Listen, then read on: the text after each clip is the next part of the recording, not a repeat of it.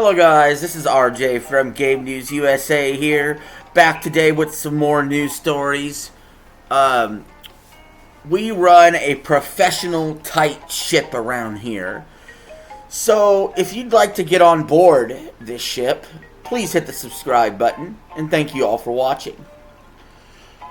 So I was looking up news stories for the show, and I was thinking, let's talk something positive. Let's do some positive news for once.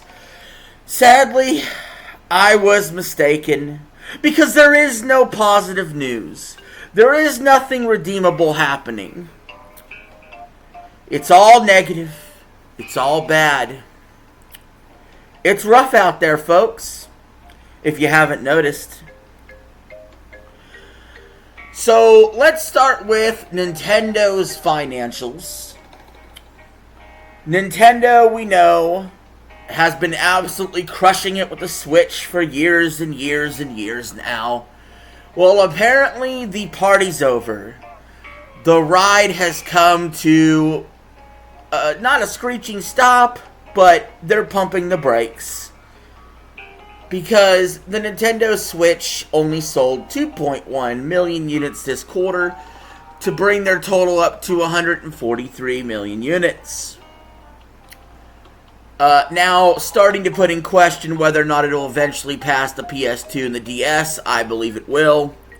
I think it's time Nintendo price dropped the console. It's only been out for nearly 8 years. So, and it's time to announce a successor. It's clear as day, plain as day, people are ready for the next Nintendo Switch. Even I, somebody who absolutely hates upgrading, refuses to change phones, uses old computers, uses old consoles. Like, I still use the Xbox One because I don't see the need to upgrade to the Series X because I can play the games through the cloud on Game Pass. So you're talking to somebody that isn't eager to upgrade. I'm saying it's time, Nintendo. Nintendo, it's time for the next gen Switch. And I have no idea if it's going to sell as good as the Switch. That would be hard to do. It would be hard to replicate. And it'll be interesting to see how the launch rolls out. If the scalpers will ruin it like they ruined the PS5 and the Xbox Series launches. And we'll be curious to see how powerful is the system, what's its price point, and also if this current Nintendo Switch does get a price drop soon to help invigorate sales right before the holiday, which is my suggestion. But moving on from that, we also have some other unfortunate news. Game Informer is shutting down their magazine. And their website where they review online games. And this is really sad. I always made sure when I went over the review scores for games that I looked at Game Informer for sure as one of the ones I would highlight because I actually gave a crap about their opinion. I actually thought they were one of the more reputable sources. Not all the time, but they were pretty decent. I used to love at GameStop getting the magazine with my membership every month and reading through the magazines. Sadly, it's a bygone era. Nintendo Power has been gone for a while, and this was really the last one. I miss video game manuals. They used to be really prominent. You know, they stick it in with the box, and you open it up with the cartridge. You know, it's with your cartridge or it's with your disc. There used to be a manual for a game. You know, that's gone away. Times have changed, folks. You know, if you're an old head like me, you know what I'm talking about. If you're young and you're watching this, you have no idea what I'm talking about. And have probably already clicked off the video right now because a middle-aged man's wearing a mask talking to you about this. Well, we got to get to the last news story. And this affects not just the entire video game industry. This affects every single industry in America, around the world, right now. And that is flat out, the stock market has completely and utterly crashed.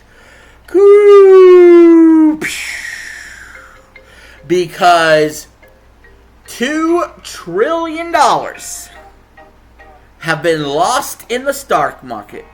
Now, I have no idea why all these companies and all these people that are really rich decided to pull all their money out all of a sudden, kind of like they did right before the pandemic. But they're doing it again right now for whatever reason. I'm not saying anything crazy is going to happen. But if something did, would you be surprised? Would you? But it's affecting all these video game companies. It's affecting who they can hire, what kind of development costs they can put in. You also had the gaming strike going on top of that.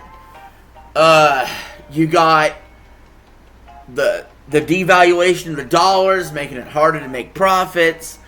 Sales are down for companies. People are tightening it up, their budget. And unemployment rate's starting to rise. We're starting to see the beginning signs of a possible recession. And you're already seeing companies all year long, they've been doing this, laying people off. Whether it be Bungie, whether it be Microsoft. You know, Microsoft spends $70 billion to buy Activision Blizzard. Then they lay a bunch of people off. PlayStation spends a bunch of money to buy Bungie, and then a bunch of people get laid off. We got to do something about this. We got to stop this from happening, where companies are eating companies, and then because they spent the money, they got to shave off employees to make the shareholders happy. Screw the shareholders. Let's do what's right. There needs to be rules in place that if you're going to take over a company, that you are not allowed to be firing people right after. There has to be something we can do.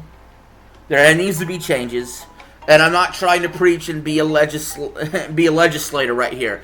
I'm just saying there's been a lot of good developers that have been put out of work because of greed.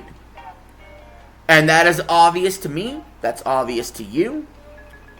And I think we need a way to remedy the situation.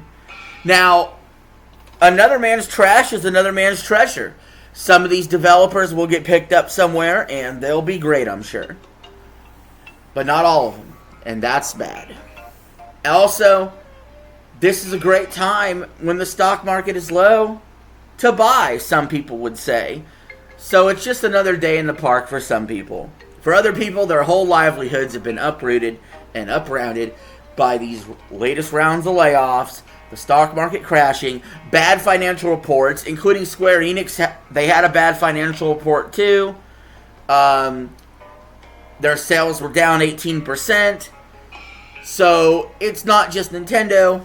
It's not just Bungie. It's everybody. Nobody's making money. Well, people are making money, but they're not making the money that they want. You know what I mean? So, guys, with that being said, those are the news stories. Thank you all for watching. I'm getting out of here. Peace. Have a good one.